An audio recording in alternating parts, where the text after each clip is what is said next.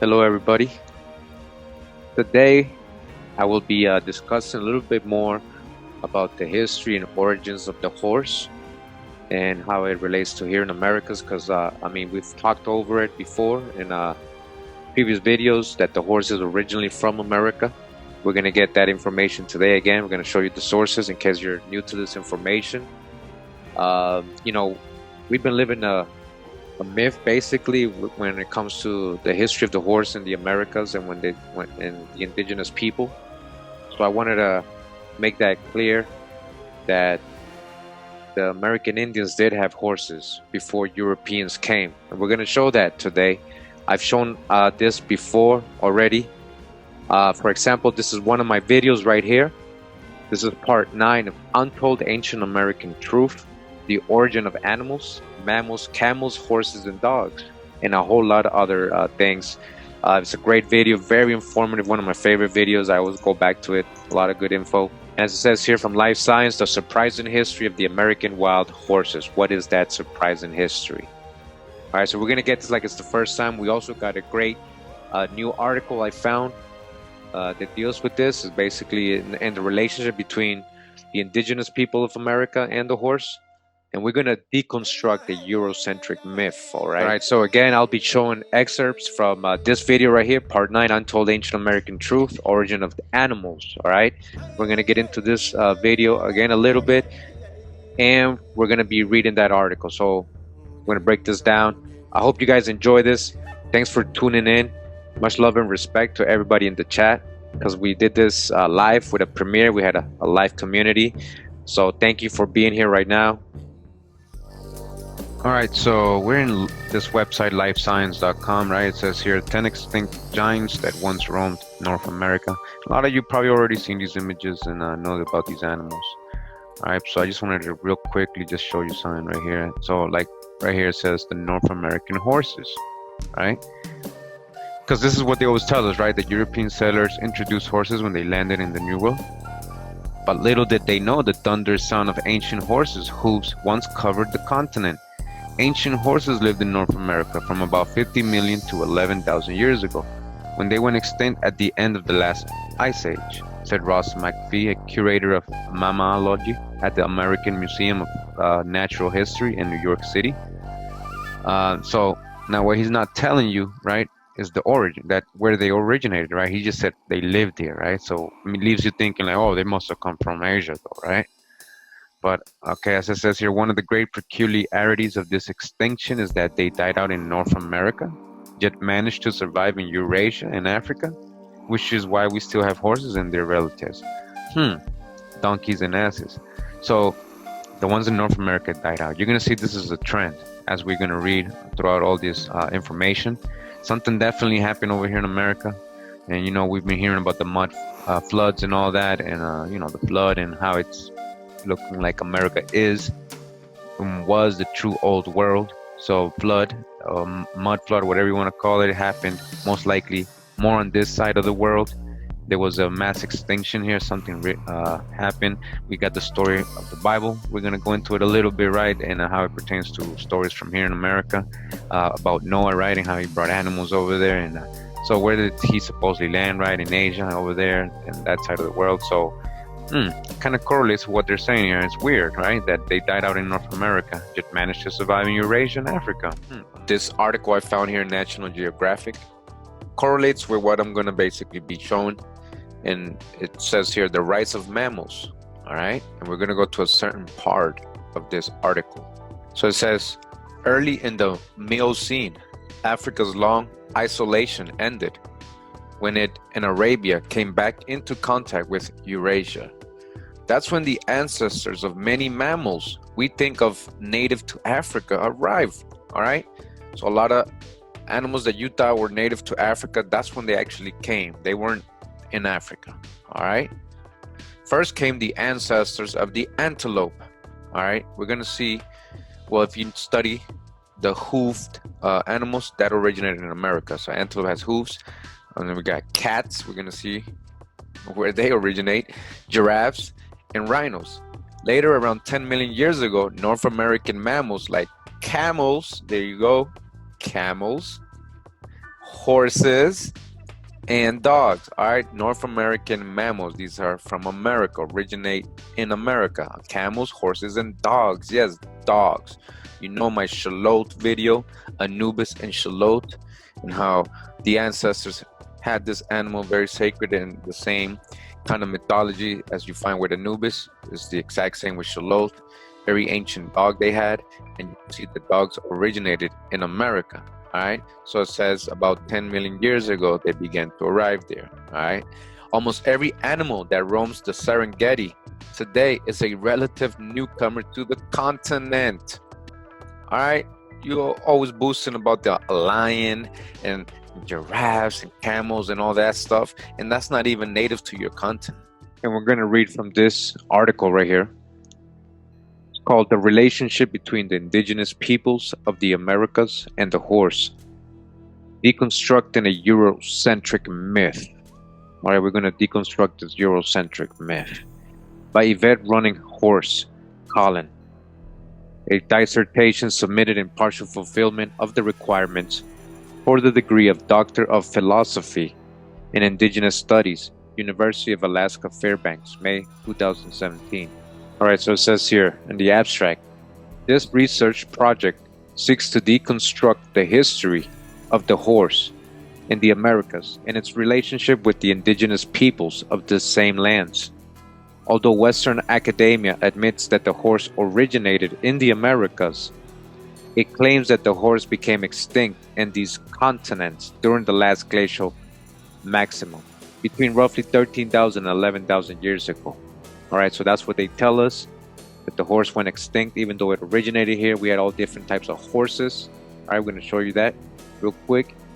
It says this inversion of history credits Spanish conquistadors and other early European explorers with reintroducing the horse to the Americas and to her indigenous peoples. However, many native nations state that they always had the horse and that they had well-established horse cultures long before the arrival of the Spanish. All right, you hear that? It's all a lie. History has been written by Western academia to reflect the Eurocentric and colonial paradigm. The traditional knowledge of the indigenous peoples of the Americas, and any information that is contrary to accepted Western academic view has been generally disregarded, purposefully excluded, or reconfigured to fit the accepted academic paradigm. Although mainstream academia and Western science have not given this native credence to date, this research project shows that there is no reason, scientific or otherwise, that this traditional native claim should not be considered true. All right? They cannot prove it wrong, is what she's saying. The results of this thesis conclude that the indigenous horse of the Americas survived the Ice Age, and the original peoples of these continents had relationship with them from Pleistocene times to the time of first contact. And this investigation, critical indigenous research, methodologies, and grounded theory are utilized in tandem to deconstruct the history of the horse in the Americas and reconstruct it to include cross-cultural translation of many indigenous peoples, Western scientific evidence, and historical records, the knowledge, right, of many indigenous people. This dissertation suggests that the latest technology combined with guidance and information from our indigenous peoples has the power to reconstruct the history of the horse in the Americas in a way that is unbiased and accurate. This will open new avenues of possibilities for academia as a whole, as well as strengthen both native and non-native communities. All right, so now we're back in lifescience.com. And we're going to get into the horses now, right? So, I mean, now when I look for it, they're kind of admitting now, right? They're changing the script, call it Mandela effect if you want. But I remember when I was young and it was like almost a common fact that horses did not originate in America, that they were brought by the Spanish. That's what they told me in school, that they were never here, that the American Indians or anybody here, didn't have, never encountered a horse. It wasn't part of our history at all. So let's debunk this story now. All right, because it says here, The Surprising History of America's Wild Horses by J. Kirkpatrick and Patricia Impegio. Modern horses, zebras, and asses belong to the genus Equus. All right, Equus, the only surviving genus in a once diverse family, the Equidae. All right, remember these two words. Based on fossil records, again, based on science, what we can see, what we can prove as fact, the genus appears to have originated in North America about 4 million years ago and spread to Eurasia, presumably by crossing the Bering Land Bridge 2 to 3 million years ago. Again, you just got the horses. We've been had them. All right, and they, again, they're saying presumably. They don't know. They don't know, but they know. They know. They'll say appears, because they have to suck up all these years of lies, all this false history that they've been telling us since we were young, right? So now the genus appears. We appear to have been mistaken. It originated here in North America. That's what they're saying. All right, horses. We had horses. They didn't bring it over here. You got to prove that to me, that there wasn't no horses here already that look just like the modern horse. You got to prove it to me, because now you're just going with theories and you're just going with imagination. Because if your logic tells you, well, there was horses here and originated here, they say they went extinct. Now we got to believe everything they say, right? Oh, they went extinct. Oh, they didn't exist lions. Oh, no camels. No. All right, so we got to believe now we got to believe, right? But let's just use for this video, let's just use our logic. All right, now again, it went from North America, just like the camel, to Asia, right? Because when we grew up, they were telling us all animals were originating in Asia, Europe, and Africa. All right, and now we're seeing that very important animals were originating here. Talking about the camel and the horse. All right, so where again is the true Garden of Eden? You're talking about Mesopotamia over there. You're talking about where's the true cradle of civilization? If we got corn, right? If we started agriculture, right? There's a lot to correlate here. I hope you're following along. Again, following that original emigration, there were additional westward migrations to Asia and return migrations back to North America. Return. So I thought that Europeans brought them. No, they actually came back on their own, they say here, as well as several extinctions of eco-species in North America. Now, that's the other thing. Several extinctions of the same eco-species, like horses you never even knew about existed only here, only in America. The last prehistoric North American horses died out between 13,000 and 11,000 years ago at the end of the Pleistocene. But by then, Equus had spread to Asia, Europe, and Africa. So some got saved, right? Animals that on paleontological grounds could be recognized as subspecies of the modern horse originated in North America between 1 million and 2 million years ago. All right, so we're in this website, Encyclopedia Britannica now, all right? And the title is a little bit covered. They're hating on me with this ad right here. It says, tracing the history of horse evolution and domestication. All right, this is Encyclopedia Britannica. We're going to zoom in. It says new clues to the origins of the horse and the spread of its domestication were presented in 2012. All right, so this is new information. Like I told you before, they told us lies all our lives, that there was never horses here. They didn't want you to think like that. They didn't want you to think, oh, Romans, horses, Greeks, horses, Egyptians, horses. They didn't want you to relate all that stuff together here in America, right? But again, new clues to the origins of the horse and the spread of its domestication were presented in 2012 by a multinational team of scientists led by Vera Warmith of the University of Cambridge in their bid to piece together the genetic structure of the wild horse, Equus ferus, and to determine the location of the first domesticated horse populations. The research sampled the DNA of more than 300 animals across Europe and Asia. All right, so this is real science. From Vilnius, Lith to Overkangai, Mongolia. The data collected by the study allowed scientists to estimate the timing of the evolution of E. ferus and confirm the location of its first domestication. All right, so it says the evolution of the horse.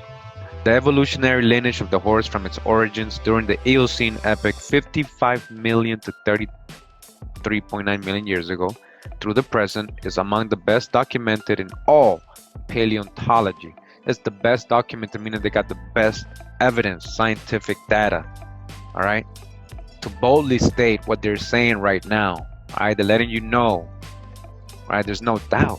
During the early Eocene, there appeared the first ancestral horse, a hoofed browsing mammal, designated correctly as Hyracotherium, but more commonly called Eohippus, the dawn horse. Fossils of Eohippus, which have been found in both North America and Europe, show an animal that stood 4.2 to 5 hands high, diminutive by comparison with the modern horse, and had an arched back and raised hindquarters. The legs ended in padded feet with 4 functional hooves on each of the 4 feet and 3 on each of the hind feet, quite unlike the unpaddled single-hooved foot of modern equines. Now I know up here I just said something about North America and Europe, but check out what it says down here. It says, although Eohippus fossils occurred in both the Old and New World, the subsequent evolution of the horse took place chiefly in where? Again, North America, the true Old World, the true Garden of Eden, the true cradle of civilization, North America / America / so-called Atlantis. During the remainder of the Eocene, the prime evolutionary changes were in dentition, Hippidion, meaning little horse, an extinct genus of horse that lived in South America from the Pliocene to the Middlecene. Wow, look at this. So this is Hippidion. What is the difference between this and the modern horse? Tell me. Alright? Originated in South America. Alright? Wikipedia evolution of the horse. The evolution of the horse, a mammal of the family Equidae, occurred over a geologic time scale of 50 million years, transforming the small dog-sized forest-dwelling Eohippus into the modern horse.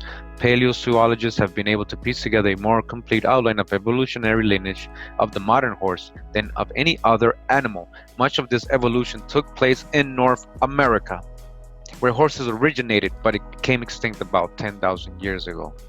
It's called the relationship between the indigenous peoples of the Americas and the horse, deconstructing a Eurocentric myth. And we continue here. 1.1, a Eurocentric myth. In his article titled Essays About America's National Myths in the Past, Present, and Future, Ira Chernus addresses the fact that the word myth means so many things to so many people.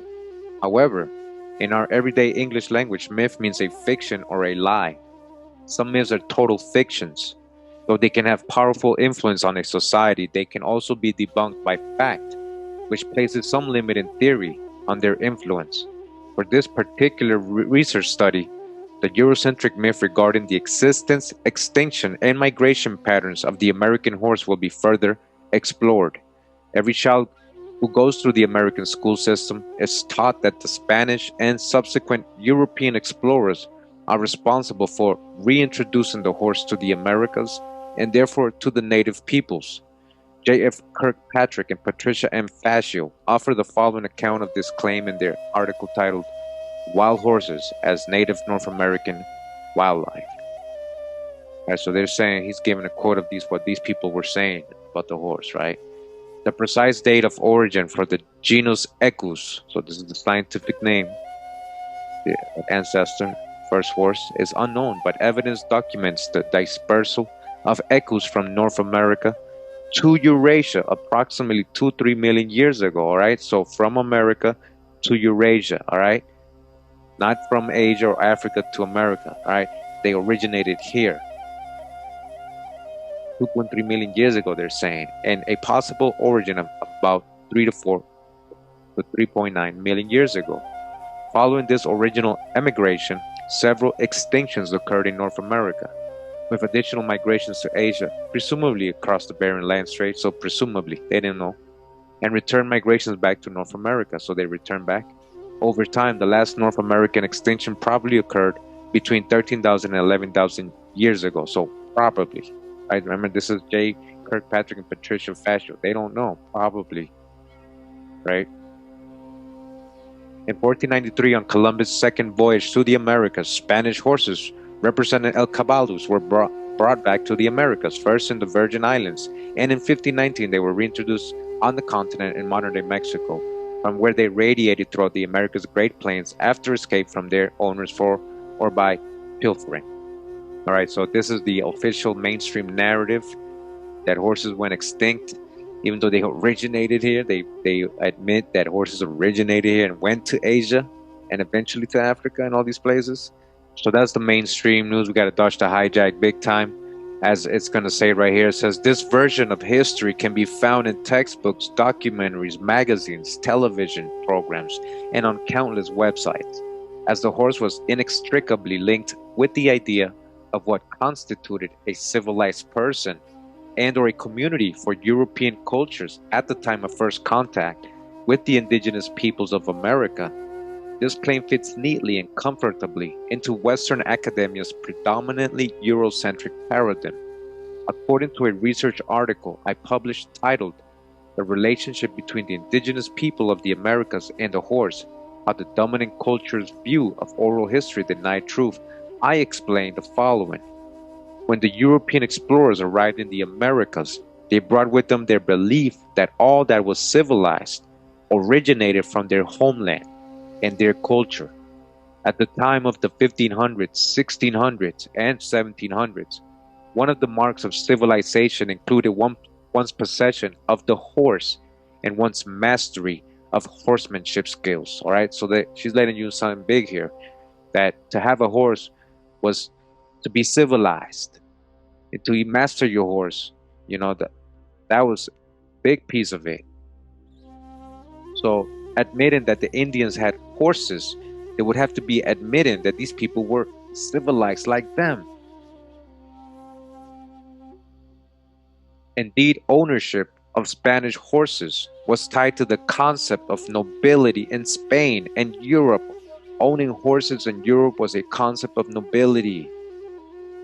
All right, the AndalusianWorld.com website proclaims, throughout its history, the Andalusian horse has been known for its prowess as a war horse and prized by nobility. The breed was used as a tool of diplomacy by the Spanish government, and kings across Europe rode and owned Spanish horses. In addition to this, the horse is credited with being the key element that allowed Queen Isabella of Spain to end a war with the Moors that had gone on for many, many centuries. All right, this is explained further in William A. Berg's book titled Mysterious Horses of Western North America. And it says here from that book, a plentiful supply of fine Arabian horses had enabled the Moors to force the Spanish armies away from the Mediterranean shore. For almost 700 years, they had crowded the Spaniards ever northward until they had come to the land of Castile. There, at long last, King John had withstood them. But King John had died, and then his daughter Isabella had become queen and had sworn at her father's deathbed to drive the infidels across the sea. All right, the infidels. The task had seemed hopeless at first, but then she engaged Manuel Cortés, a childhood friend, to supply her with horses for her armies. Cortés did so well that the queen prevailed over the Moors, and now one more strong campaign should prove their end, but more horses would be needed. Horses would decide the issue. As Berg goes on to describe, the queen would give Cortés carte blanche to collect and secure all horses from anyone in Spanish lands for exclusive army use. All right, so it explains what she says. Now it says here, indeed, Benjamin Breen's article titled The Elks Are Our Horses, Animals and Domestication in the New France Borderlands states the idea that the horse was a symbol for what constituted a civilized person and or culture in the context of the Great Lakes and Upper Mississippi region between 1670 and 1730. All right, that's, if you had a horse, you were prominent, you were civilized, right? In this time, Mississippi, in the Great Lakes and Upper Mississippi. For those of the colonizing culture is supported. De Tony noted that 4 of his men deserted upon noticing horses in the lands to the south of the Illinois because as soon as they had possession of a horse, they no longer believed themselves to be among the savages. The increased mobility allowed by horses and the presence of nearby Europeans, they implied, undoubtedly played a role in this desertion. But De Tony's phrasing would suggest that the symbolic associations between the horse and civility played a role as well. Although this belief system regarding the history of the horse in the Americas supports the worldview held by dominant Western culture, it is contrary to oral history and the knowledge of many of the peoples who are indigenous to the Americas. Claire Henderson offers a concise summary of this indigenous perspective in her article titled The Aboriginal North American Horse. It says here, Dakota, Lakota elders, as well as many other Indian nations, contend that, according to their oral history, the North American horse survived the Ice Age and that they had developed a horse culture long before the arrival of Europeans. All right, this is the Dakota telling. This is their story. They've been had the horse. All right, and furthermore, that these same distinct ponies continued to thrive on the prairies until the later part of the 19th century, when the U.S. government ordered them rounded up and destroyed to prevent Indians from leaving the newly created reservations. You hear that? They covered it up. They murdered and killed all these horses just like they killed the buffalo. They took most of them probably. But you see, they covered it up by saying they were extinct and that the Europeans brought horses. Because what were they really doing? They were really rounding them up to destroy them so they can prevent the indigenous people from leaving the newly created reservations. Although mainstream academia and Western science have not given this native knowledge credence to date, the website titled The Survival of Horses in Pre Columbian America by Terry McNamee states that there is no reason, scientific or otherwise, that this traditional native claim should not be considered plausible and possible. All right, and they quote, the idea that horses could have survived into more recent times in areas south of Alaska and the Yukon was suggested 40 years ago by archaeologist Paul S. Martin. He said that there was no reason why horses could not have survived in isolated areas of North America as late as 2000 BC, but more recent discoveries are revealing that horses may have been present in North America much longer, even right up until the time when Europeans reintroduced horses to the Americas. Reintroduced with quote. So this is people actually doing real archaeological work. Indeed, this dilemma has been noted by many in Western academia, including John Canfield Ewers in his book The Horse and Blackfoot Indian Culture. He states as follows, anthropologists and historians have been intrigued by the problem of the diffusion of the European horse among the Plains Indians. It is well known that many tribes began to acquire horses before their first recorded contacts with the white man, thus the hijack. Paucity of documentation has given rise to much speculation as to the sources of the horses diffused to these tribes, the date when the first Plains Indians acquired horses, the rate of diffusion from tribe to tribe, and the conditions under which the spread took place. So basically what this guy is pointing out is that they can't prove how the so-called Plains Indians got their horses, right? There's Lakota and Sioux and all these tribes. How did they get their horses? When did they get them? How did they get them? There's no proof of that. This confusion between what could be seen firsthand, deep horse cultures and superior horsemanship skills, and the conclusion that was often recorded by early conquistadors and colonialists can be clearly seen in Francis Haynes' article titled Horses for Western Indians, as published in the magazine titled The American West. He states the following regarding the supposed erroneous perception that groups of Anglo-Americans had while watching the proud buffalo hunters in plain regalia riding spirited horses in the early 19th century. All right, so they're letting you know that the Indians were very good at riding. They had superior horsemanship skills. They didn't just pick that up from so-called white man. Thus, it says here, there was no question but that the Plains Indians had been horsemen from time immemorial.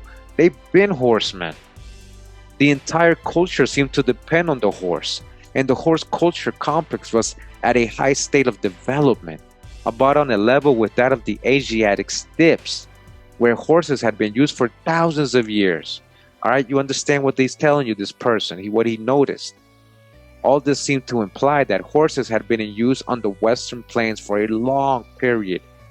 So it says here, despite displays of horsemanship skills that rivaled those of the Cossacks, the Mongols, the Arabs, the Bedouins, and the Moors, and statements from people like George Catlin, who documented that, I am ready without hesitation to pronounce the Comanches the most extraordinary horsemen that I have ever seen, and I doubt very much whether any people in the world can surpass them. Can anybody surpass the Comanche in their horseman skills? That's George Catlin. Remember who he was, famous painter, was living amongst the Indians for a while. Western academics and historians still circle back to support the claim that native horses and horse cultures were somehow derivative of Europe. Although historians and archaeologists do not always agree upon dates, it is now generally accepted that the first American Indian populated North America between 30 to 40,000 years ago, right? Start hijack with these people's Bering Strait crossings. Such a lengthy occupation would ensure that indigenous peoples of the Americas had an extensive understanding of knowledge and geography, flora, and fauna of their territory. Their mastery of such knowledge would naturally have surpassed that of a newly arriving colonizer. Despite this fact, Western academia still supports the initial reports of a few Spanish conquistadors who claimed that there were no horses in the Americas upon their arrival to specific geographical areas in the late 1400s. Their exploration of the Americas at that time of these reports extended solely to certain Caribbean islands and a small portion of modern-day Mexico. In holding on to such claims, Western academia has chosen to override contrary accounts shared by indigenous peoples, ignore numerous sightings of vast herds of horses by early colonizers, discount the sightings of native peoples with horses that were recorded by subsequent explorers long before European horses were said to have escaped from Spanish, disregard recorded accounts from settlers who arrived in the Americas in the 16th, 17th, 18th, and 19th centuries, and not allow modern scientific evidence indicating the presence of equus, this is the scientific name for the ancestor of the horse, remains during the proposed extinction period 500 years ago to 12,000 years ago to effectuate a paradigm shift. Western science claims objectivity. Ernest Bailey and Samantha Brooks state that science does not allow assumptions, but rather rests on experimental proof. Despite this purported foundation, Western science has not proven the veracity of its claim that the indigenous horse of the Americas did not survive the last ice age, even though scientists have the technology within the field of equine genetics to do so.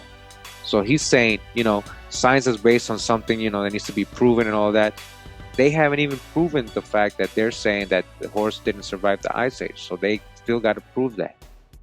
So they can't say anything about not proving anything.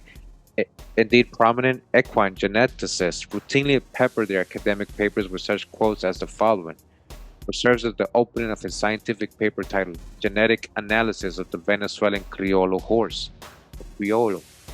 After the extinction of the North and South American equus species about 10,000 years ago, from causes still not completely understood, horses only returned to the American continent in the New World with the second voyage of Christopher Columbus in 1493. This claiming without proof, which in this case has been labeled as science and history, continues to denigrate and distort the history of many of the indigenous peoples of the Americas. All right, so they're saying, things like this, these quotes like this. How did this guy prove this? What did he show to prove his theory, his opinion, this claim? He had no proof. And it was labeled science. It was labeled science right away.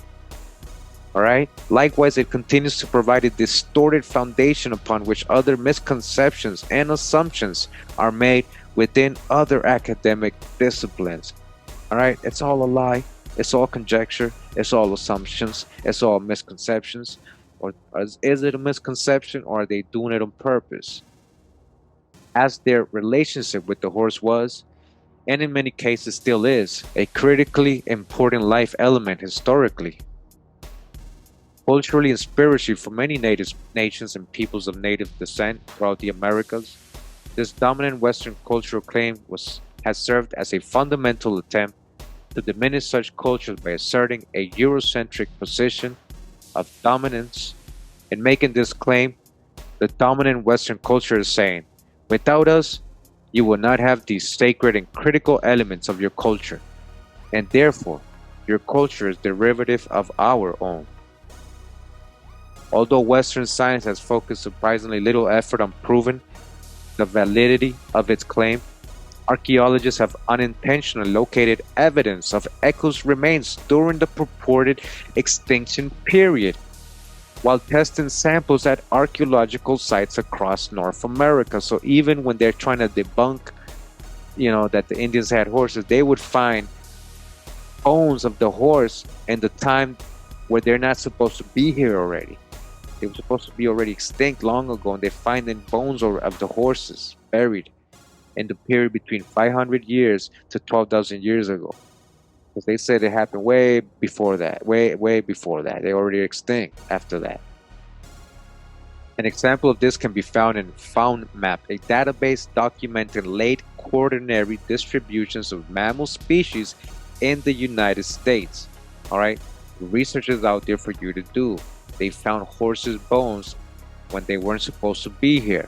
Scientific evidence of Echo's remains and fossils were found at various archaeological sites throughout North America, outside of the time periods accepted by Western science for the horse and up until recent Pre-Columbian historical times. These sites were located in the following states: Arizona, Colorado, Georgia, Kentucky, Montana, North Dakota, New Mexico, New York, Ohio, South Dakota, Washington, and Wyoming. Interestingly, researchers later categorized many of these findings of Echoes as out, which they defined to mean unit of finding questionable. Right? It's questionable. In addition, Western scientists and archaeologists have also located Echo's bones and other remains that have been scientifically confirmed within the supposed extinction period. Right? They found all this stuff. Horse artifacts have also been discovered in pre-Columbian ruins. Horse artifacts in pre-Columbian ruins, for example, in her book titled In Plain Sight, Old World Records in Ancient America, Gloria Farley describes and cites numerous instances of artifact evidence of pre-Columbian horses in America. They were drawing them, they were in the artifacts, they were in the pottery. So how would they know the horse if it was extinct 12, 13,000 years ago, right? How would they be painting it in pre-Columbian times? Each of which were discovered in the southeastern regions of the United States. Findings such as these serve to give credence to the indigenous viewpoint. From the late 1400s until the mid-1800s, the dominant Western culture's academic establishment claimed that the horse originated in Europe. As there is no record of Columbus having seen horses when he landed in the Caribbean in 1492, it is possible that it was their belief at that time, and therefore their truth, that horses did not exist anywhere in the New World prior to their discovery of it. However, if we are to believe that all the wild horses across the Americas today are descendants of those horses brought over by the Spanish and other early explorers, it is important to look at the reality of the conditions of that time. For example, the Spanish ships were small in size and traveling conditions were detrimental to the health of the horses being transported. Therefore, a great number of the horses that were actually loaded onto these ships did not survive the voyage to the Americas. There's quotes for that right here. Michael Quinion, Horse Creature, Worldwide Worlds, investigating the English language across the globe. All right, you can read it there. The image on the next page, figure 1, was taken from Pablo Perez Malaina's book titled Spain's Men of the Sea, Daily Life on the Indies Fleets in the 16th Century. It is common knowledge that horses can develop colic easily, severe stomach problems that can lead to death, if they are not provided the correct environmental and feeding conditions. Perez Malina states the following regarding the abysmal living conditions that both people and animals were subject to on these roughly 2 or 3 month voyages. Some readers will recall that peasants customarily shared their horses with their farm animals, but the sailors and passengers were also obliged to share their scarce living space with all sorts of animals. Some of them carried voluntarily, but most of them involuntarily. In effect, the ship's crew faced serious competitors in the struggle to find a free space. So, like, look, on top of all this, we're supposed to believe they were bringing Africans, right? In effect, the ship's crew faced serious competitors in the struggle to find a free space. Some competitors were inanimate objects, since boxes and chests with clothing and personal effects were customarily placed on the decks, plus the passengers' food which could not be kept in the storerooms below deck. In addition were the nautical apparatuses stowed on the bridge, plus the capstan, the cook stove, and even the mast of all these occupied space. So all this is taking up space. So how would they bring Africans, right? Then there were the animals carried on board. Plus the animals, right? A caravel of 65 tonales that departed in 1507 toward Hispaniola carried, besides its crew and 83 passengers, 18 mares and 12 yearling calves. On this voyage, the animals traveled as cargo. Passengers customarily carried live animals to slaughter during the voyage in order to have fresh meat. We have testimonies that these animals shared places on the deck with owners who did not want to lose sight of them, lest they fall into the hands of someone determined to have a feast at their expense. An English sailor commented that despite the danger unleashed by a tremendous storm, no one could resist smiling at the sight of seasick pigs staggering around the decks, vomiting. Despite facts such as these, it was not until Joseph Leidy and Robert W. Gibbs' work Meeting for Business, September 28, 1847, on the fossil horse of America, description of a new species of squalites from the tertiary beds of South Carolina, was published in 1847, that Western academia began to accept the idea that horse had existed on North America continent before the arrival of the Spanish conquistadors. However, upon this acceptance, they became adamant that the extinction of equus in the Americas must have occurred many thousands of years prior to the first European contact. Therefore, despite physical archaeological evidence proving the ancient presence of the horse in the Americas, the fact that the horse knowledge and husbandry practices of the indigenous peoples of the Americas did not mirror those of the European cultures, and the fact that many native people were seen with horses when explorers first encountered them, Europeans were still credited with introducing the horse and horse culture to the indigenous peoples. Despite a number of subsequent technological advances and a vast expansion regarding the number of relevant archaeological, paleontological, and zoological discoveries, Western academia's version of the history of the horse in the Americas has evolved very little since Leidy, the founder of paleontology in the United States, made his findings public more than 150 years ago. So there he's putting some good points. All this technology we have, all this proof, all the bones they found, and they still want to accept those unproven theories of Western academia. So now I'm in this book, Animals of the Past, an account of some of the creatures of the ancient world, by Frederick A. Lucas, director of the American Museum of Natural History. All right, this is from 1922. All right, again, American Museum of Natural History, Handbook Series number 4. And we're on page 133 of this book, chapter 10. It says the ancestry of the horse. It says the horse was just as abundant in North America in Pleistocene time as in Europe, but there is no evidence to show that it was contemporary with early man in North America. So he says there's no evidence. All right, but there is cave paintings, right? And we got Mexican codices, right? And even were this the case, it is generally believed that long before the discovery of America, the horse had disappeared. So even if there was horses, he's saying, right, it believed that they had already gone into extinction, but they told us they didn't even exist here ever, right? So now in his time, he knew this stuff. Now listen to what he says. And yet, so plentiful and so fresh are his remains, and so much like those of the Mustang, that the late Professor Copy was wont to say that it almost seemed as if the horse might have lingered in Texas until the coming of the white man. What? Because they were so abundant. You hear what he just said? Professor Cope says there was horses here still lingering when the white man came. The Europe, you hear this? There was still horses here. They didn't bring them. That's what I'm trying to tell you, right? This is from the museum, American Museum of Natural History. Remember the book I'm reading? They're letting you know little hints here, little secrets. Right? There was horses here lingering here and there, still. And Sir William Flower wrote, there is a possibility of the animal having still existed in a wild state in some parts of the continent remote from that which was first visited by the Spaniards, where they were certainly unknown. The horse was here, my people. We had horses. All right? We were riding these horses. This is how we got around a lot of the times. They were abundant here. We had all types of horses. We were abundant. The Mustang is from here. They didn't bring these horses. All right? There was parts that they were so remote that these horses were still running around. And so by the time history was written, their horses mixed with our horse, they must have just spread all over the place. All right? But they're letting you know here in this book, right, that they were still here.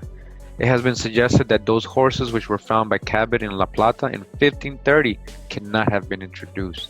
You hear that? The ones he found were not introduced because it's 1530. Barely getting into these places, these Spaniards. He found some horses they're saying cannot have been introduced. They were already here. It's called The Relationship Between the Indigenous Peoples of the Americas and the Horse. Deconstructing a Eurocentric myth. And we continue here on section 2.3, a review of available literature of the subject matter. Now go down here. There is an account recorded by Don Juan de Oñate and cited by John S. Hawkinsmith in his book titled Spanish Mustangs in the Great American West, Return of the Horse. In this account, King Philip II of Spain gave de Oñate, the son of a Spanish conquistador, orders in 1596 to lead an expedition as far north as New Mexico. By 1598, when Oñate and those accompanying him reached New Mexico, he reported that vast herds of wild horses already occupied New Mexico. You hear that? This guy's saying there was already mad horses in New Mexico when he got there. De Oñate noted the country is so immense and so full of wild mares. Such a big country full of wild mares. Hawkinsmith continues on to say, Oñate also reported that he lost 300 horses and mules in 30-day period, partly due to the inability to contain animals, while wild horses were roaming nearby. All right, so he even lost 300 horses because there were so many wild horses. His horses started escaping, mixing in with the wild horses, and so yeah, in 30 days he lost 300. And this is a written primary source account. All right, in addition, the textbook titled Discovering Our Past, A History of the United States Early Years by Joyce Appleby credits the Oñate with having introduced cattle and horses to the Pueblo people. However, this claim is not supported by the Oñate's own account of having seen herds of wild mares upon his arrival to New Mexico. You see, so they give him credit for introducing the horse, and he himself said that he ran into wild horses in New Mexico.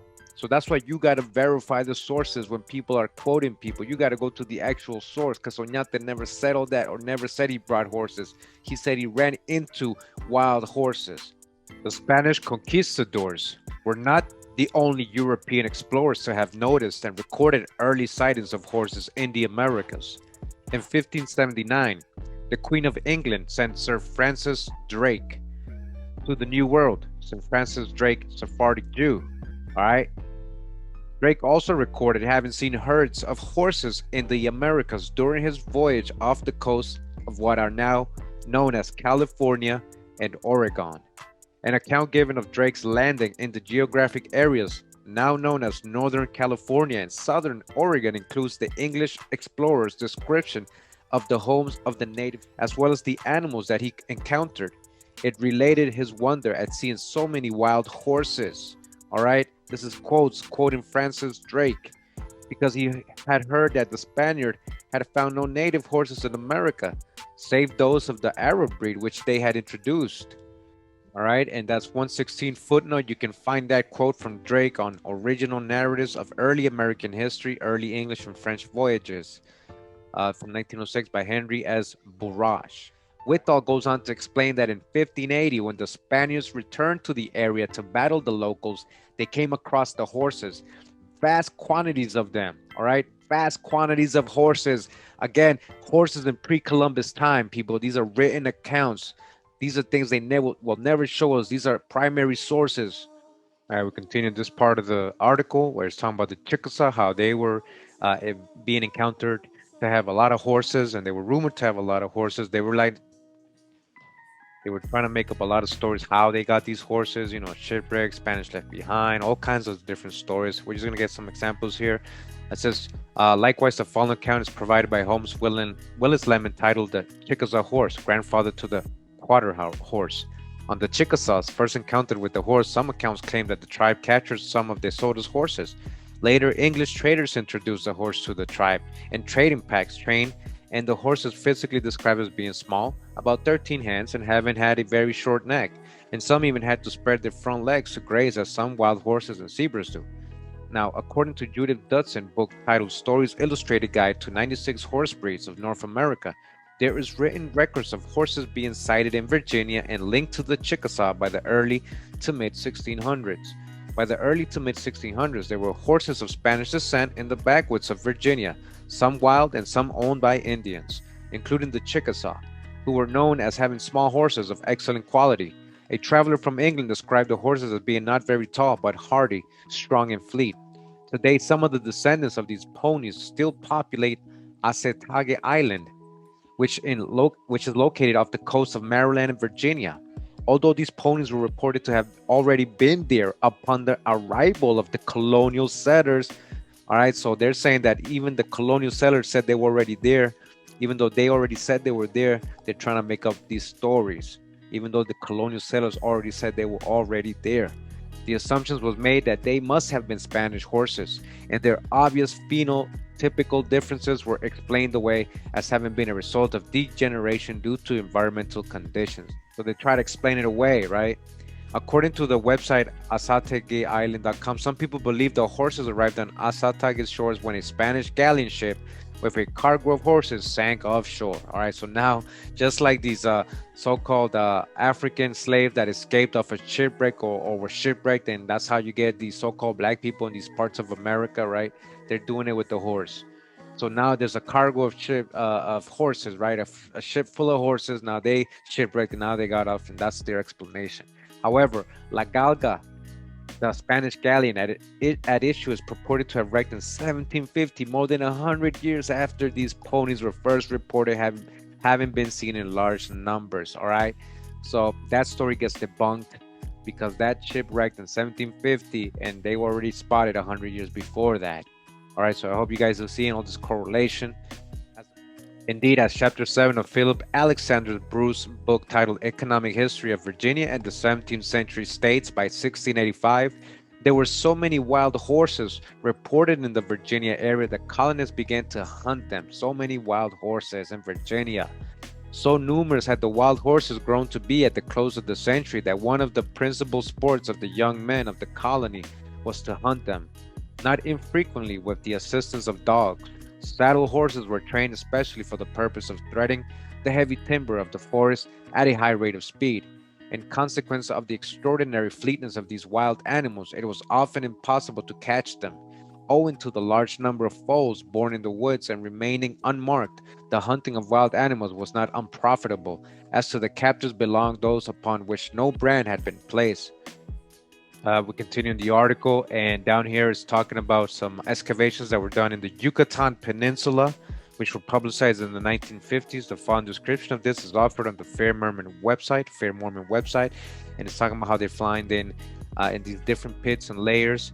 It says the pits they excavated revealed a sequence 16 layers, which they numbered from the surface downward. Bones of extinct animals, including mammoth, appear in the lowest layers. Pottery and other cultural material were found in levels 7 and above, but in some of these artifact-bearing strata, there were horse bones. All right, horse bones, even in level 2.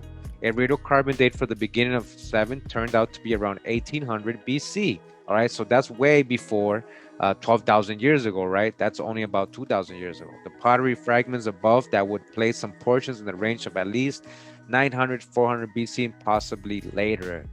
Might be a lot even more recent. The report on this work concludes with the observation that something went on here that is still difficult to explain. Some archaeologists have suggested that the horse bones were stirred up upward from the lower, higher levels by the action of tunneling rodents. All right, so they're trying to explain why they found bones that are dating to about 400 BC or later, right? Remember, they told us that the horse was extinct by 12,000 years ago in America. It went extinct. It shouldn't be here in 400 BC. They're finding bones like that everywhere, remember. Another example showing how such presumptions have affected the field of archaeology can be seen in Gloria Farley's book titled In Plain Sight, Old World Records in Ancient America. In this work, Farley describes numerous examples of artifact evidence of pre-Columbian horses in America, each of which were discovered in the southeastern region of the United States. She details her interaction with Dr. Joseph B. Mahan of Columbus, Georgia, at a symposium where she was showing slides of what she states are pre-Columbian horse petroglyphs found in Arkansas and Oklahoma. All right, pre-Columbian horse petroglyphs in Arkansas and Oklahoma. All right. Dr. Mahan is a former member of the National History Sites Commission who spent 30 years researching the origin of the Yuchi Indians, formerly of Georgia and Alabama, now removed to Sapulpa, Oklahoma. Farley states, Mahan said, "We kept finding small sculpted horses in nearby Alabama and a site we thought was older than the 16th century, but attached no great importance to them because of the 1540 concept. Example, the belief that no horses could have been there before 1540, all right? So because they were believing that, they was like trying to throw it off, but they were finding all these sculpted horses, petroglyphs, pottery showing that people were there interacting with horses, all right, pre-Columbus, before any European arrived, all right? Farley also knows that Dr. Mahan showed her a clay statuette of a pre-Columbian 3-inch horse effigy that was found on Roots Creek, about 2 miles from the Chattahoochee River, which was housed at the time in the Columbus Museum of Arts and Sciences in Georgia. All right, they have this, they found this, they've been hiding this horse effigy. And that Manford Metcalf of Columbus, Georgia, put into my hands a small stone effigy which resembled a horse head, which was found in 1974 dig near the Yuchi Creek near Fort Benning, Georgia. All right, this is real archaeology. They can't prove their theories. We can prove horses were here. All right, so this is what they've talking about. All right, a clay horse figure, Columbus Museum of Arts and Science, photographed by Frank T. Shell. All right, this is before the 1500s, pre-Columbian. All right, horse. All right, now we're going to read from this book called Extinct Monsters and Creatures of Other Days, a popular account of some of the larger forms of ancient animal life by Reverend H.N. Hutchinson, B.A., with illustrations by J. Smith, Allison Woodward. It says here, and this is from 1911. In the book it says, "It will thus be seen how abundant is the material for tracing the evolution of the horse in America. In that country, the Equus fraternus of Lady is believed to be almost, if not entirely, identical with the Equus caballus, identical to the modern horse, what we know, of the Old World." All right, of the Old World.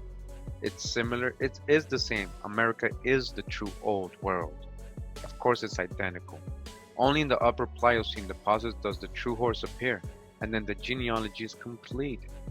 It roamed over the whole of North and South America, and soon after seems to have become extinct. There is no doubt that man and the horse was contemporaneous in early days. Alright, there is no doubt that man and the horse were contemporaneous in early days. But it can be proved beyond doubt that at the time of the Spanish conquest, few, if any, horses were left. It has been, alright, so you hear that? So, a few were left. They're admitting in this book, right, again, that a few horses were left. They can't say they weren't here. It has been thought from certain references contained in old narratives that at least in South America, the animal may possibly have still lingered on after the coming of the Europeans. Do you hear that? Another source, another book telling you that when the white man got here, the Europeans, the Spaniards, there was already horses here, possibly lingering. Of course they were. Of course they were here already. This is where they All evolved. right, so right here we continue. This part of the article is going into the rock art and petroglyphs that they found, and how it's so controversial because they, as soon as they see an image of maybe a person on a horse, just like you see here, this is from Peru, right? This is called a horseman petroglyph at Alto de Pitis, Peru. So let's just read what it says and what they did as soon as they saw this. So it says the non-scientific nature of Van Hoek's deduction was noted and captured in the May 2016 blog titled The Horseman of Alto de Pitis, Part 3 by Nefico.com. After noting that the images and the method of the depiction of the horseman matches precisely the other pre-Columbian rock art found in the surrounding boulders. So this looks just like the other pre-Columbian art around there that they accepted was pre-Columbian. The author states the following. The first reaction of the discoverer was that it had to be post-Columbian rock art. Why? So why they're saying, why does it have to be, meaning it had to be after Europeans got here, post-Columbian, after Europeans got here? Why? Because everyone knows there was no horses in the Americas before the Spanish arrived. In fact, when these rock art areas were first found, the caves or areas in which they were located were all dated to a post-Columbian period, based solely on the man riding a horse. So just because they saw somebody riding a horse, and to them, they couldn't have horses. No, not the Indians, right? That would be make them civilized, right? No, we brought the horses, right? So they was like, oh, this has to be after Europeans arrived that they drew this. So only because they saw that. This mentality has caused the depiction of the horseman of Alto de Pitis to be labeled post-Columbian, even though it has been found in strictly pre-Columbian rock art, find where all the other rock art seen is definitely pre-Columbian. This is pre-Columbian as well.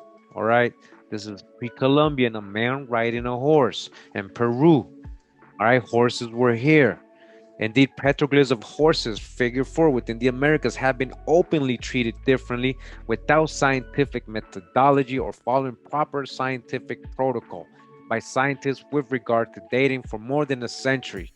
Passages such as the following can be found regularly throughout books on petroglyphs and rock art. Determining the actual age of most Columbian Plateau rock art sites is difficult to do with certainty, except in instances showing horses or other objects of known historic age. You see, so if they see a horse, they're like, oh, we know that was after Columbus. So most of the time they can't really tell. It's hard for them to really tell the age. But when they see a horse, oh, that helps us know that it was after. No, that's just their conjecture. In his work titled Indian Rock Art of the Columbian Plateau, Kaiser describes the rock art of the Eastern Columbian Plateau in western Montana. In his geographic location, he describes action scenes such as a horse and a rider, and states that fewer than 25% of the animal figures in western Montana have sufficient anatomical detail for identifications of species, but bison, deer, mountain sheep, horses, and dogs, a bird, and a turtle are known. So they know when they see a horse, that's a horse. And this is, again, petroglyphs, pre-Columbian. The following figures are located in the Central Columbia Plateau, also yet to be dated by scientific methods. Horses are painted at 11 sites and pegged at one other. 4 painted examples have the characteristics elongated body, long neck, flowing tail, but no rider. 1 wears a saddle. The remaining horses, all ridden, range from nondescript quadrupeds, unrecognizable without the mounted human, to a very stylized depiction showing an obvious horse whose rider wears a flowing feathered bonnet. All right, an Indian with a bonnet, an American Indian person on a horse, petroglyph. All right, at the Central Columbia Plateau. This is pre-Columbian. In addition to those horse petroglyphs that have been identified and dated by assumption rather than by utilizing scientific methods, There are some that have been scientifically dated. In his article titled The Horse and Burro as Positively Contributing Returned Natives in North America, Craig C. Downer cites an example of a horse petroglyph and geoglyph that were dated utilizing scientific methods and were verified to have been pre-Columbian and post-Ice Age period of the horse petroglyph discovered west of the White Mountains in eastern California. He states the following, all right, this is real archaeology, real research. Judging from the brownish oxidation on the chiseling, this horse was not a recent addition to the ancient petroglyphs here. Scientific analysis of the patina of some of these petroglyphs has revealed ages up to 3,000 years. By visually comparing patina hues, I estimate this horse could be well over 1,000 years old. All right, all right, debunk. Europeans did not bring the horse. It's been here. All right, it's been here. Donor also addresses geoglyphs depicting 53-foot long horses in the Mojave Desert near Blythe in southeast California.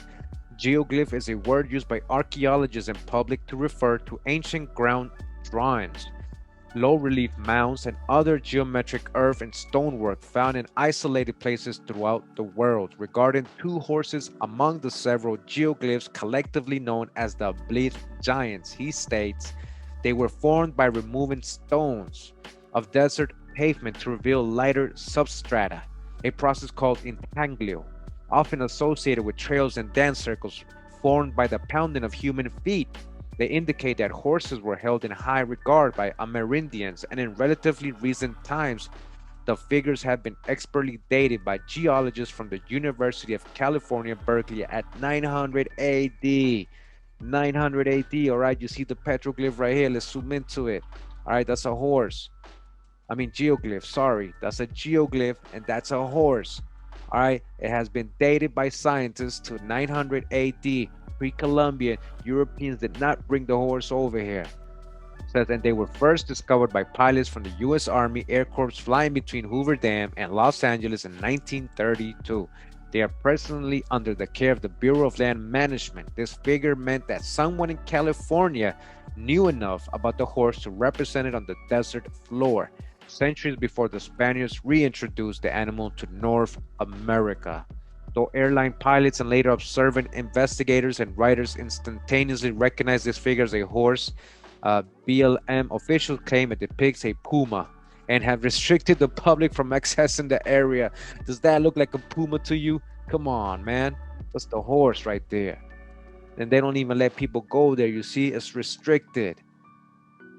Continuing, it says here, in addition to petroglyphs, pictographs, geoglyphs, and figurines, carvings of horses on pre-Columbian structures also exist. Milton R. Hunter addresses the presence of a carving that he describes as a clear representation of a horse with a person.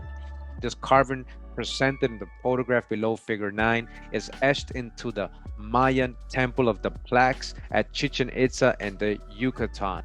All right, zoom in a little bit. You see the horse right here? That's definitely a horse, a person on a horse. That's definitely a horse. And a Mayan plaque right here in Chichen Itza. This is pre-Columbian, all right? In his book titled Archaeology and the Book of Mormon, Hunter quotes his Maya guide as having explained the following about this carving. Some of the most outstanding Maya scholars and archaeologists, such as Dr. J. Eric S. Thompson and Dr. Sylvanus G. Morley, date the erection of most of these buildings of as Chichen Itza probably about 1000 AD.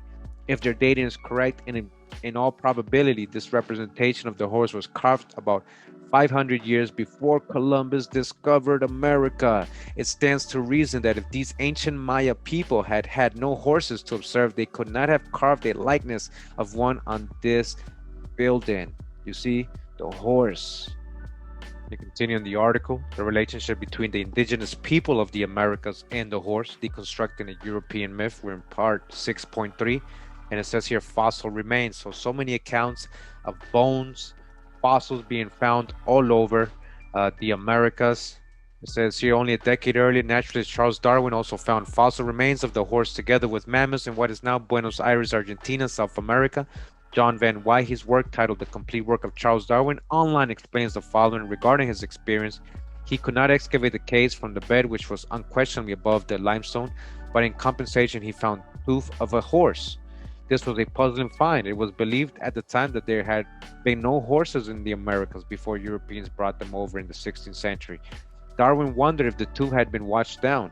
This little tooth had great significance for Darwin. The state of preservation compelled him to believe that the horse was contemporaneous with the extinct mastodon. Owen in Fossil Mammalia was able to only to confirm that Darwin had indeed found remains of mastodon, but also that the horse tooth and the one he found in Darwin's collection from Punta Alta was a pre-Columbian Equus curvidens, all right, a horse, pre-Columbian, proving that horses had existed but gone extinct in the Americas before reintroduction from the old world, all right? So horses were here, they have finding bones again. We continue in the book the relationship between the indigenous people of the Americas and the horse, deconstructing a Eurocentric myth. It says here in the article titled The American Horse by E.L. Berthoud in 1881 within the Scientific American Supplement, volume 12. Here he speaks of a map created by the Venetian explorer Sebastian Cabot, Piloto Mayer of Charles V, King of Spain. He explains as follows. This map drawn in circular projection by Cabot himself, on which he has delineated his own and the discoveries of John Cabot is of singular value as representing the true state of geography and discovery in the early portion of the 16th century, and was drawn prior to the year 1546-47. Now, it is an incontestable fact that Cabot went in 1527 to the east coast of South America on an exploring voyage, that he discovered the rivers La Plata and Panina and explored them some distance inland, returning to Spain in 1530.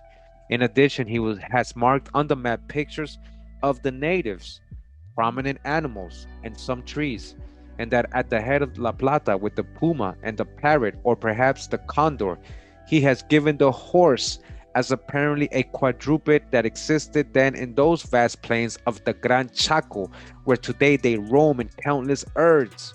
It may be claimed that this is not proof of their native origin, but we claim that it is fair presumption, for neither Spaniards in Peru or other parts of America, nor even Portuguese had been long enough in South America for the few Spanish horses introduced to have roamed wild from Peru to the head of Paraguay and Parana rivers and increased in numbers sufficiently to have attracted the attention of the Spanish explorers. The period was too short and the distance too great from the Spanish possessions in Peru across the vast forests of the Andes for such a rapid increase.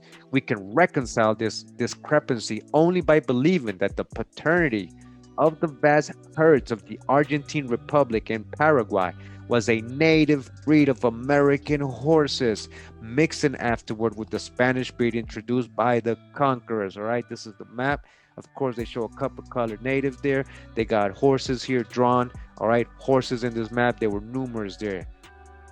Continuing this article, we got more excavations here. This is in the hill caves of Yucatan, a search for evidence of man's antiquity in the caverns of Central America. They're talking about what they were finding there. And it says here, Mercer and his team's excavation of these caves yielded horse remains, such as horses' teeth and the first phalanx and deep layers within two caves. This, along with their type of rarer pottery and frequent polished postures of fine make that were found within those same layers, would indicate a pre-Columbian time period when the indigenous peoples of the area and the horse were together. The indigenous people there and the horse were together. All right, Europeans did not bring horses over here. We got a lot of evidence, a lot of archaeology, a lot of proof, all right, to debunk your theories. All right, so there's a lot of excavations, a lot of examples she's showing here. You guys can get the let you know where you can find this whole article at the end of this video. But they did a lot of excavations, a lot of pre-Columbian evidence of the horse and American indigenous people being together. All right, like this example right here, just want to say, says, however, there have been modern discoveries that have compelled archaeologists to pause and take a second look, because the time frame determined scientifically and the surrounding clues clearly do not match the dominant culture's version of history. An example of this occurred in Carlsbad in 2005, when archaeologists unearthed and radiocarbon dated a nearly intact skeleton of a horse, that may have lived and died 50 years before the Spanish began their conquest of California and had been buried ritualistically. The article titled Centuries Old Bones of Horses Unearthed in Carlsbad by Philip K. Arlen states as follows. The finds are significant because native North American horses were thought to have been extinct more than 10,000 years ago, and the remains are older than the recorded conquest of the Spanish. Radiocarbon dating of 340 years plus or minus 40 years puts the death of the horse sometime between 1625 and 1705, all right? Therefore, the horses died at least 50 years before the San Diego mission de Alcala.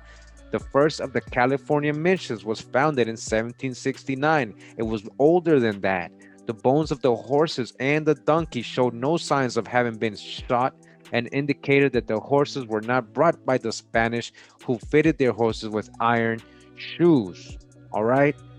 This is the image right here of the excavation. Again, they found an intact horse in pre-Columbian time, not pre-Columbian, but pre-European settlement time in California.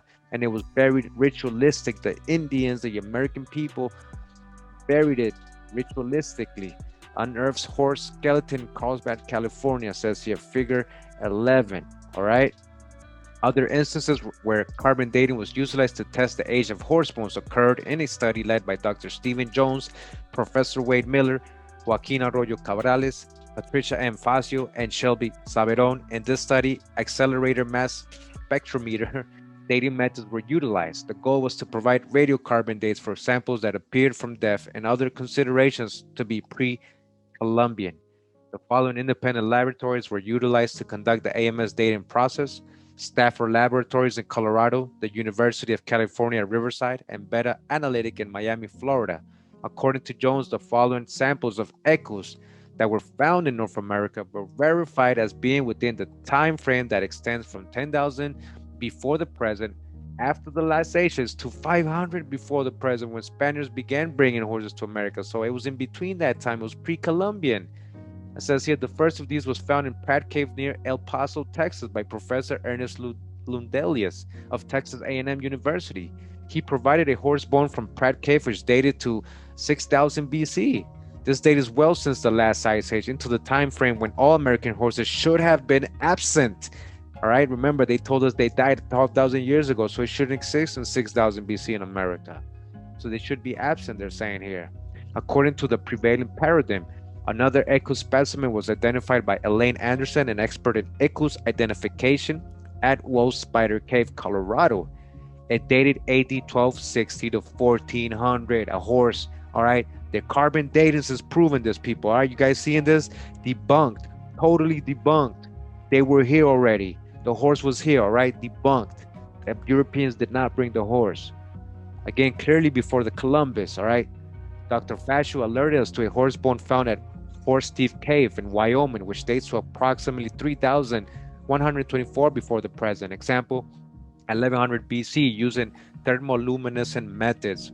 We attempted to have this bone redated using the AMS methods, which are more accurate, but they proved to be insufficient collagen in the bone to permit AMS dating. The 1100 BC date, although approximate, still stands. All right, it still stands. They haven't debunked this. So why are they still teaching us in textbooks that the Europeans brought horses if this still stands? Another modern echoes discovery in which the horse remains that were scientifically dated fell within the supposed extinction period occurred with the uncovering of a horse skeleton in southwestern Wyoming, which appeared to be partially buried by native people. As was mentioned in previous chapters, scientific evidence of equus, or the horse, was also found during the proposed extinction period in a study called FoundMap, a database documenting late quaternary distributions of mammal species in the United States. This study, headed by Graham and Lundelius Jr., was published by the Illinois State Museum in 1994.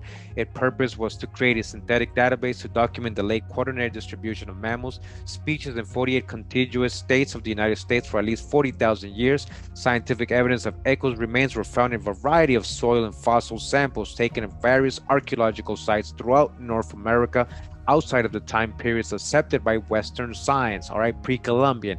These sites were located in the following states: Arizona, Colorado, Georgia, Kentucky, Montana, North Dakota, New Mexico, New York, Ohio, South Dakota, Washington, and Wyoming. Interestingly, researchers later categorized many of these findings of echoes as out, which they defined to mean unit of finding unquestionable. So because they proved to be pre-Columbian, they couldn't accept that. They couldn't go public with it. They just put out in quotes, right? Out, meaning they didn't know. It's questionable. It's questionable because it doesn't fit their lies, their stories, their with the article, the relationship between the indigenous people of the Americas and the horse, deconstructing a Eurocentric myth, and we have debunked it, all right? And this is part 8.1, conclusion.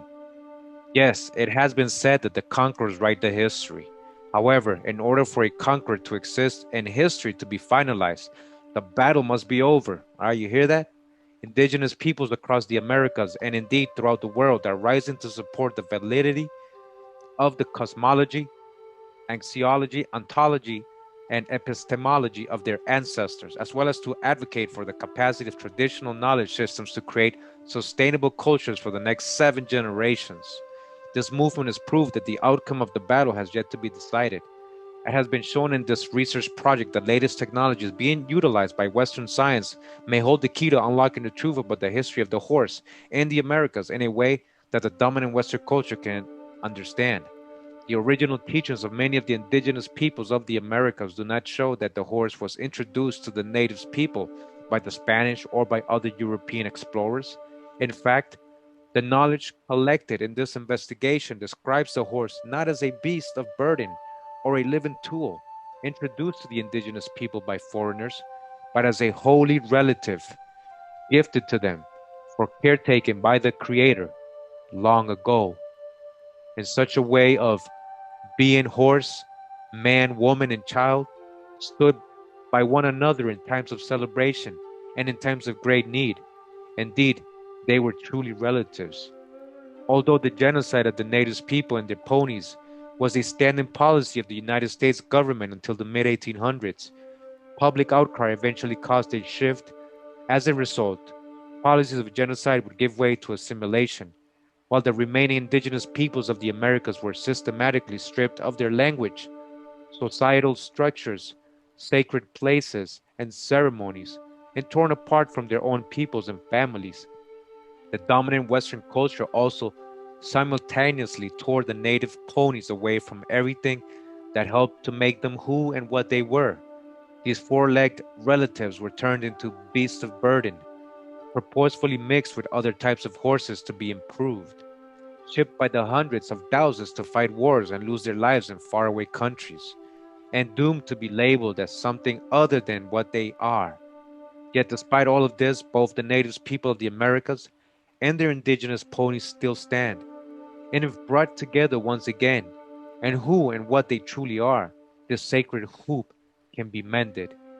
With regard to this topic, the foundation upon which Western academia currently lies was created out of fear, prejudice, greed, desperation, and misunderstanding. Naturally, this cannot stand as long as people are sincerely seeking knowledge and understanding. If Western academia and the knowledge of indigenous people can be utilized on an equal academic footing to offer a more complete and accurate history of what was, for the native people, flora and fauna of the Americas at the time of first contact, then the end of the battle in this portion of the world can be glorious for both sides. Indeed, had more of the initial and early conquistadors admitted to the Spanish crown and other authorities that the native people of the Americas already had highly developed horse cultures at the time of first contact, it is likely that the legal criteria for colonization that the Spanish had could not have been met, as the horse was so closely entwined with the concept of civilization for the Spanish peoples. The sophistication and advancement nature of indigenous cultures throughout the Americas would not have been as easy to overlook. We have arrived at an era in which the latest technology combined with guidance from the knowledge of our indigenous peoples has the power to open new avenues of possibility for our collective communities. It is time that the Western academia allowed the evidence to guide its scholars and not continue to expect them to defer to authority regarding history's preconceived notions of what is acceptable, possible, or comfortable. The time has come for a paradigm shift. All right, my people, the time has come for a paradigm shift. And once again, This has been the relationship between the indigenous peoples of the Americas and the horse, deconstructing a Eurocentric myth. And I want to thank very much Yvette Running Horse Colin for this great research and this great article to help us prove, to help us destroy a Eurocentric myth and to know our true past and a true history, a more correct history. So thank you once again, fair use. Hope you guys enjoyed this video. Is there any doubt now? Do you guys have any doubt that the horse was here before Europeans arrived? Well, you shouldn't anymore.